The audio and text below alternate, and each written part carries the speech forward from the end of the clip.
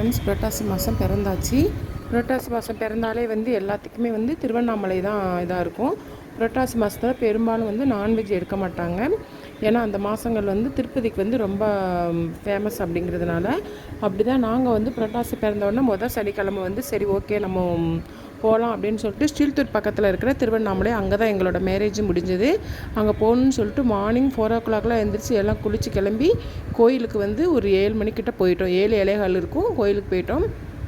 போன உடனே அங்கே ஒரு இடத்துல செருப்பெல்லாம் கழட்டி போட சொன்னாங்க. சரின்னு சொல்லி செருப்பை கழட்டி போட்டு டோக்கன்லாம் வாங்கிட்டு தேங்காய் பழம், பூவு, துளசி மாலை, அப்புறம் அருகம்புல் மாலை எல்லாமே வாங்கியாச்சு.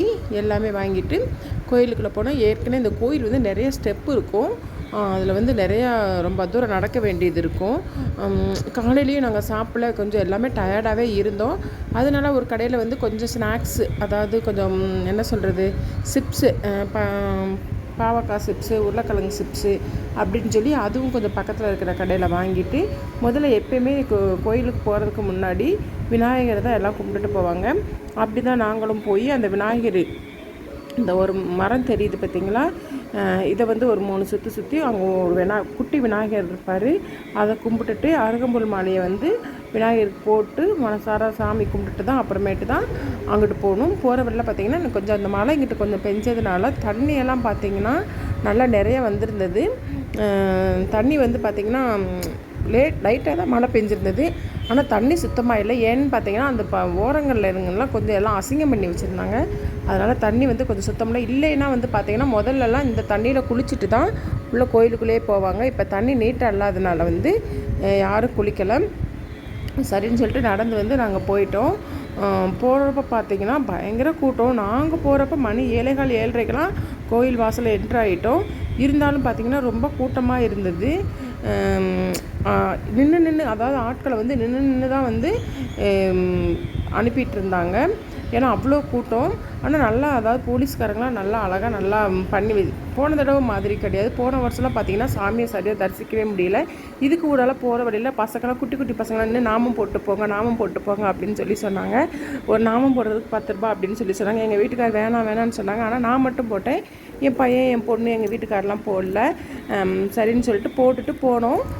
பார்த்திங்கன்னா ஒவ்வொரு ஸ்டெப்லேயுமே இப்போ ஒரு 10-15 ஸ்டெப் ஏறுவோம். கொஞ்சம் போலீஸ்காரங்க கொஞ்சம் ஸ்டாப் பண்ணி வச்சுருவாங்க. ஏன்னு பார்த்தீங்கன்னா உங்களுக்கு அவ்வளோ கூட்டம் முன்னாடி. அப்புறம் பார்த்திங்கன்னா ஸ்பெஷல் டிக்கெட்டுன்னு சொல்லி 10 ரூபா போட்டுதாங்க. நாங்கள் பொதுவாக எந்த கோயிலுக்கு போனாலும் ஸ்பெஷல் தரிசனத்தில் போக மாட்டோம். சாமியை கும்பிட்றதுக்குன்னு போகிறோம். அதுக்கு எதுக்கு கொஞ்சம் கால் கெடுக்க மனசார நின்று வேண்டிட்டு போகலாமே அப்படின்னு சொல்லி எங்கள் வீட்டுக்கார் சொல்லுவாங்க. சரின்னு சொல்லிட்டு அவர் சொல்கிற மாதிரியே நாங்களும் எப்போ பையன் கொஞ்சம் அடம் பிடிப்பான். எப்போ காலெலாம் வலிக்குப்பா ஸ்பெஷல் டிக்கெட்டில் போகலான்னு. ஆனால் எங்கள் வீட்டுக்கார் விட மாட்டார். நம்ம இந்த இதில் தான் போகணும், நின்று தான் சாமி கும்பிட்டு போகணுன்னு சொல்லி அது எவ்வளோ கூட்டமாக இருந்தாலும் சரி அப்படி தான் நினைப்பார். சரின்னு சொல்லிட்டு நாங்களும் நின்னோம்.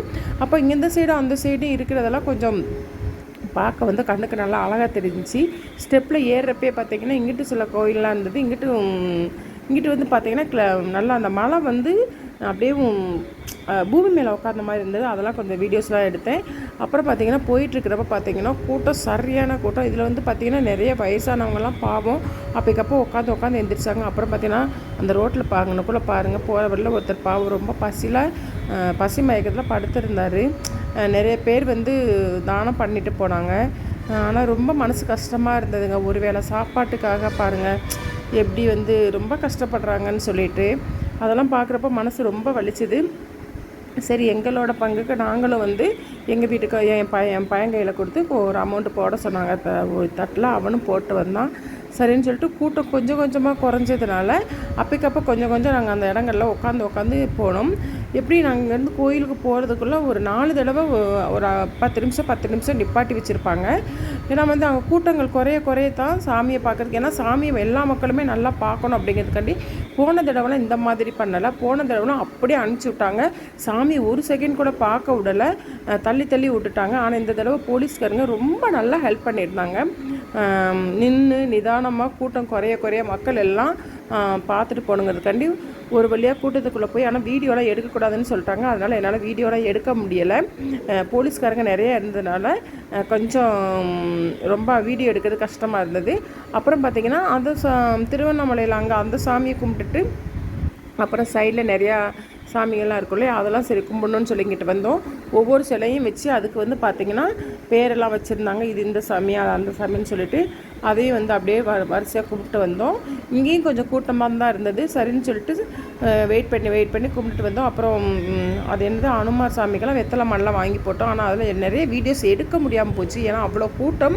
அதை விட போலீஸ்காரங்கன்ட்டு இந்த கூட்டத்துக்குள்ளே போய் வீடியோ எடுத்துகிட்டு இருக்கீங்க அப்படின்னு சொல்லிட்டு ஏற்கனவே ஒரு ஆள் வந்து இப்படி தான் கூட்டத்துக்குள்ளே வீடியோ எடுக்கணும்னு சொல்லிட்டு படியில் ஸ்டெப்பில் கால் வைக்கணும்னு சொல்லிட்டு கீழே விழுந்துட்டாராம்மா. அப்படிலாம் போலீஸ்காரங்க சொன்னாங்க. சரி ஓகே எதுக்கு ரிஸ்க் அப்படின்னு சொல்லிட்டு முடிச்சுட்டு கடைசியில் ஃபைனலாக நாங்கள் எல்லாம் சாமி கும்பிட்டு அந்த திருப்பதி அதாவது அந்த திருவண்ணாமலை அந்த கோயிலோட மேல் உச்சத்தை மட்டும் அதில் வந்து அந்த சாமி இருப்பார், அதை மட்டும் வந்து ஒரு நல்ல வீடியோ எடுத்தேன். ஓகே ஃப்ரெண்ட்ஸ், இந்த வீடியோ பிடிச்சிருந்தா லைக் பண்ணுங்கள், ஷேர் பண்ணுங்கள்.